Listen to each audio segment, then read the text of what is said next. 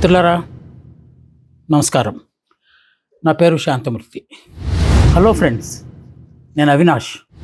సాంప్రదాయ మాధ్యమాలు అంటే ప్రధాన సవంతి పత్రికలు, టీవీ ఛానల్స్ కానీ ఇవి నిజాయితీగా నిబద్ధతగా పనిచేస్తున్నాయని చెప్పడానికి నేను మీ ముందుకు వచ్చాను. ఆధునిక ప్రసార మాధ్యమ వ్యవస్థ ఎంత వేగంగా పరిగెడుతుందో మాట్లాడడానికి నేను బీబీసీ వాయిస్ స్టూడియోకి వచ్చాను. పాత్రికేయ వృత్తి చాలా పవిత్రమైంది. ఈ పవిత్రత అనేది శీలానికి సంబంధించిందో దానికి సంబంధించింది కాదు. పవిత్రం అనేది నైతికతకు సంబంధించింది. ఎందువలనంటే దిశానిర్దేశం చేస్తుంది, దీపదారిలా పనిచేస్తుంది. అంటే ఆ మాటకు వస్తే రెండు వృత్తుల్ని మనం two eyes of the society అని భావించాం. ఒకటి పాత్రికేయ వ్యవస్థ, రెండు ఉపాధ్యాయ వ్యవస్థ. ఇవి రెండు సన్మార్గాన్ని చూపెట్టేవి, దిశానిర్దేశం చేసేవి అని నేను ఇప్పటికీ భావిస్తాను. ఒక్కసారి మనం చరిత్ర పుటల్లోకి వెళ్తే స్వాతంత్ర ఉద్యమంలో పత్రికలు వహించిన భూమిక అది అనితర సాధ్యం.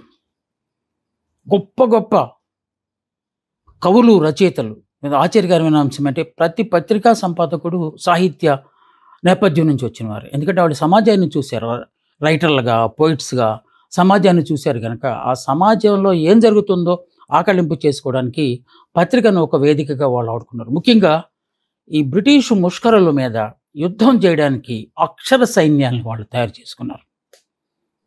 అంటే అక్షరమే ఆయుధంగా ఎదుటి వాళ్ళని బెదిరించడానికి కేవలం తుపాకులే ఉండక్కర్లేదు. పత్రికా వ్యవస్థ గురించి పెద్ద పెద్ద నియంతలే చెప్పారు. 100 తుపాకులు కూడా నేను భయపడను, ఒక పత్రికకు భయపడతాను అని చెప్పిన వాళ్ళు ఉన్నారు నియంతల్లో.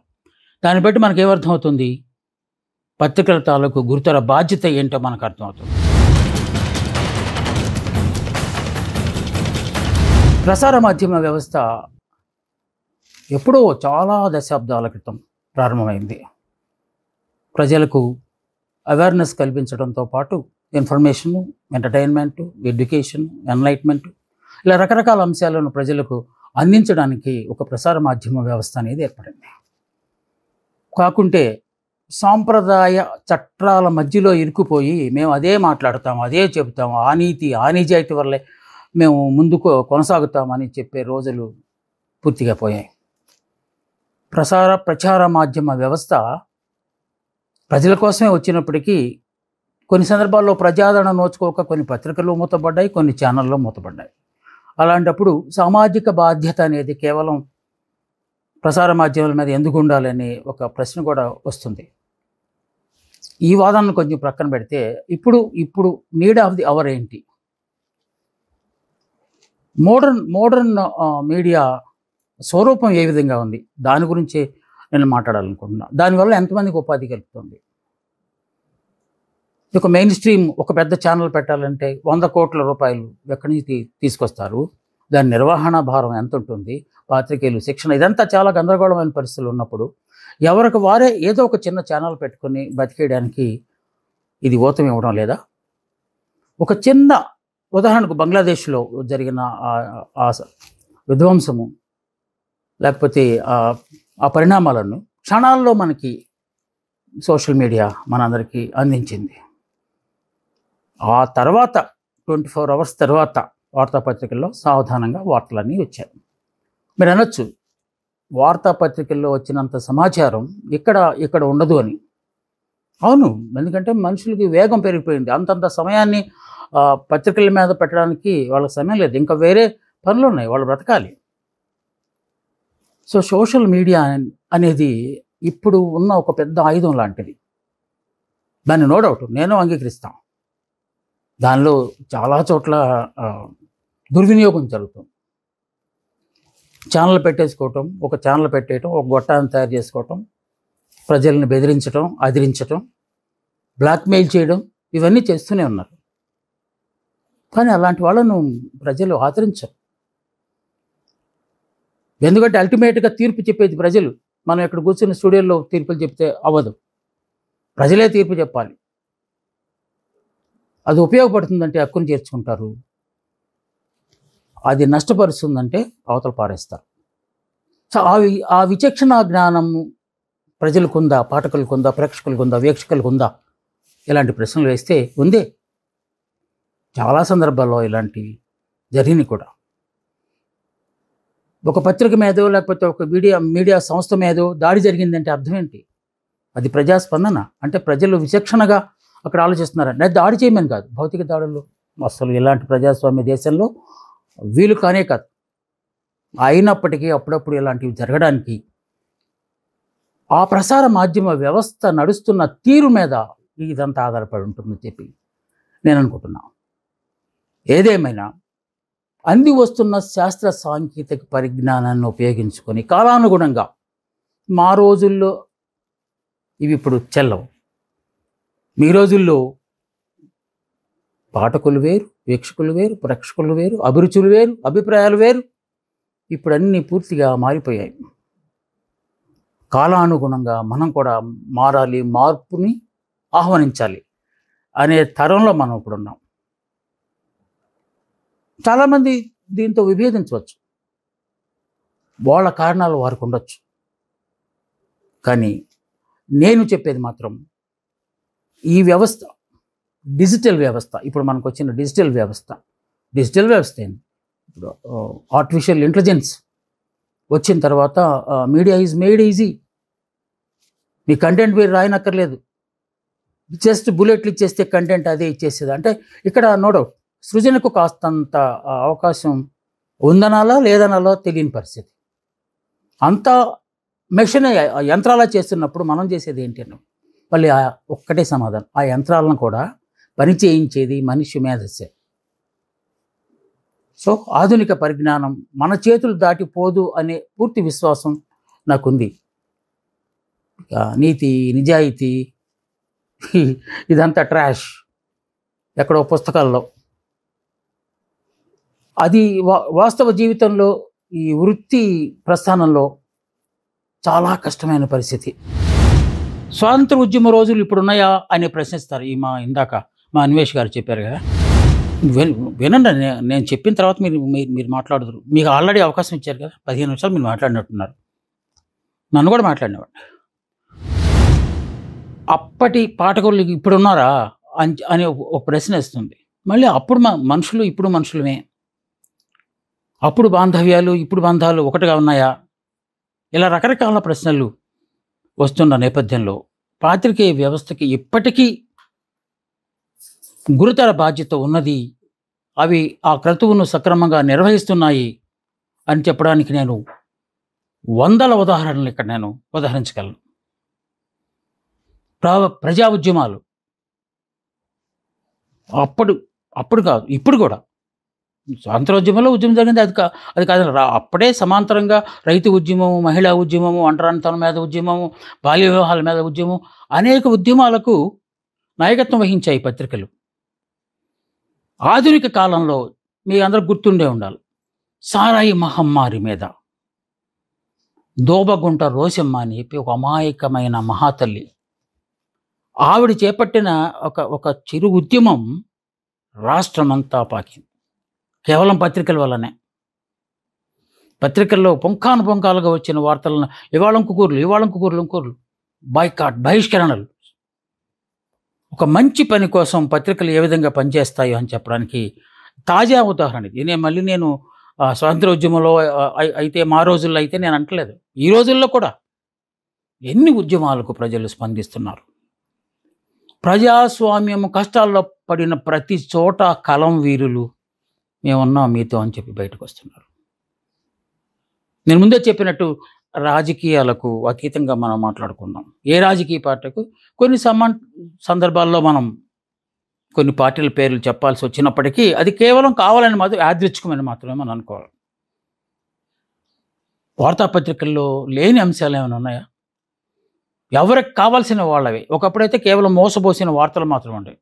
ఇప్పుడు కూడా రాజకీయ వార్తలకే ప్రాధాన్యత ఎక్కువ ఉంది, కాదంటలేదు. కానీ అదే సందర్భంలో అనేక అభిరుచులున్న వాళ్ళ అభిప్రాయాలను కూడా పరిగణనలోకి తీసుకొని వార్తాపత్రికలు పనిచేస్తున్నాయి. అంటే సెగ్మెంటైజేషన్ ఆఫ్ న్యూస్ పేపర్ అంటే మీడియా అంటాం మనం.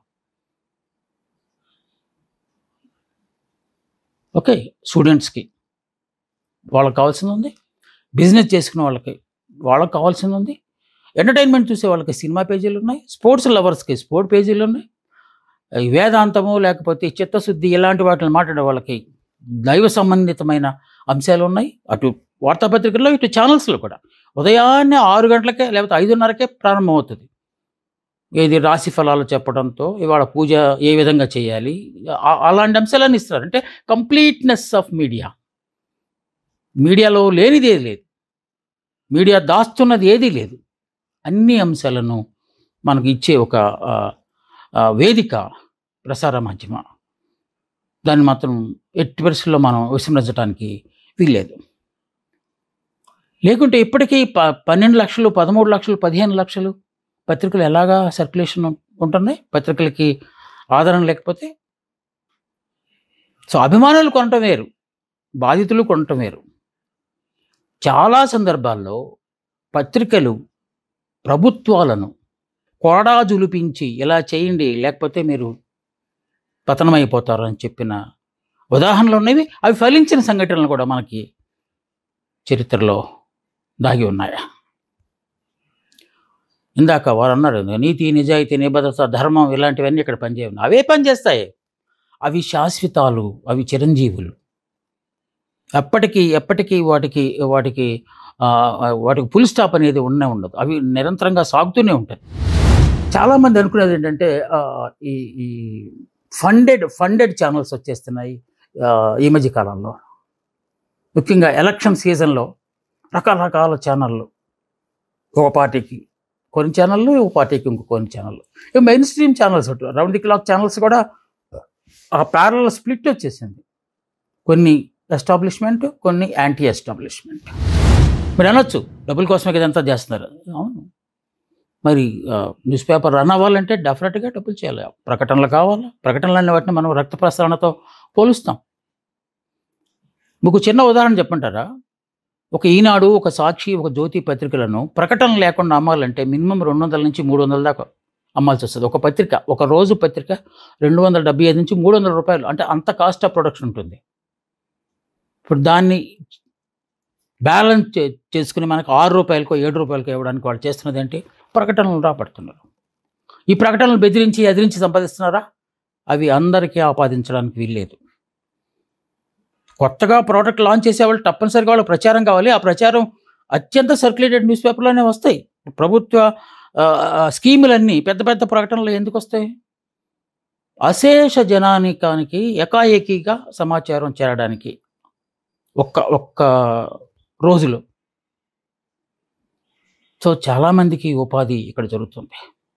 ముఖ్యంగా మళ్ళీ ఒకసారి మనం వెనక్కి వెళ్తే భాష విషయంలో చూసుకుంటే ఒకప్పుడు కొన్ని పడికట్టి పదాలు లేకపోతే గ్రాంధికము, శిష్ట వ్యవహారికము, ప్రజలకు కొంచెం అర్థం మింగుడు పడని భాష ఉండేది. ఆ తర్వాత 1974లో భాష పరిణితి చెందింది. అప్పటిదాకా కేవలము పట్టణాలకే అయిన వార్తల తాలూకు కంటెంట్ గ్రామీణ ప్రాంతాలకు వచ్చింది. అంటే మొఫజిల్ జర్నలిజం, గ్రామీణ వార్తలకు కూడా దాంట్లో చోటు కల్పించారు. ఇప్పుడు గ్రామీణ ప్రాంతాల్లో మారుమూలలో కూడా ఏం జరుగుతుందో, వాళ్ళకి ఏం కావాలో పత్రికల్లో వార్తగా వస్తే చాలు, ఇమీడియట్గా జరుగుతుంది.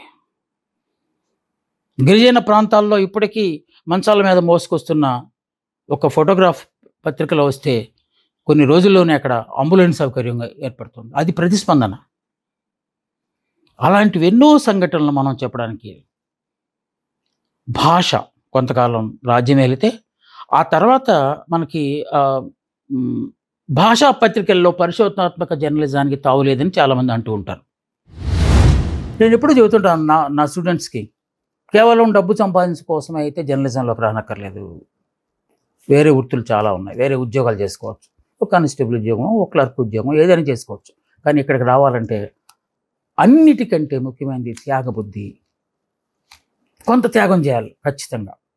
ఉదాహరణకు ఎలాంటి త్యాగం? కరోనా మహమ్మారి వచ్చినప్పుడు ప్రజలందరూ భయాందోళనకు గురైపోయారు. ఎక్కడ వాళ్ళు అక్కడ దాక్కున్నారు. బయటకు వెళ్తే ప్రాణం పోతుందేమన్న పరిస్థితి. తిండి గింజలు లేవు, మందులు రావడానికి కూడా క్యూలో ఉండాల్సిన పరిస్థితి. ఆ క్యూలు అక్కడ అలౌ చేయట్లేదు. ఎలా ఎలా ఎలా అనుకుంటున్న దశలో ప్రజలందరూ ఇళ్లలో దాక్కున్న సమయంలో కూడా వీధిలో తిరుగుతున్న ఏకైక వ్యక్తి జర్నలిస్ట్. కోర్స్ పోలీసులు తిరిగారు, ఈ పారిశుద్ధ్య కార్మికులు తిరిగారు, మనం నమస్కరించాల్సిన దశలో డాక్టర్లు తిరిగారు, సేవలు అందించారు, నో డౌట్. కానీ పాత్రికేయులు చేసినది ఆ సేవ, దానికి విలువ కట్టలేనిది. చాలామంది ప్రాణాలు కోల్పోయారు, బిడ్డల్ని కోల్పోయారు, కుటుంబాలని కోల్పోయారు.